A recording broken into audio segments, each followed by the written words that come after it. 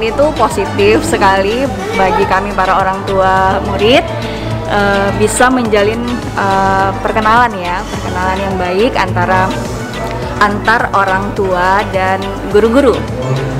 Dipastikan kegiatan ini positif dengan melatih motorik anak-anak.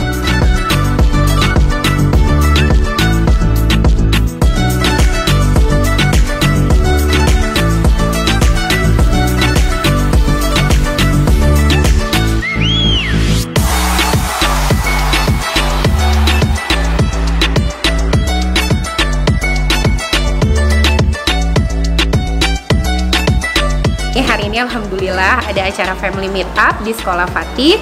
Acaranya luar biasa, benar-benar membawa kebaikan bagi kita selaku orang tua yang tadinya kita nggak saling kenal. Dengan adanya acara ini kita bisa saling silaturahmi, saling mengenal.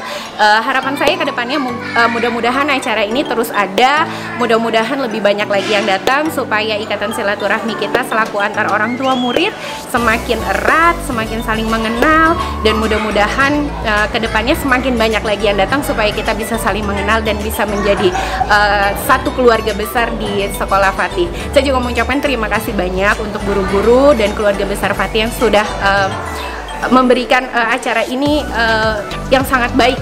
Ini benar-benar berguna banget untuk orang tua seperti kami bisa menjalin silaturahmi dan kekeluargaan yang lebih baik.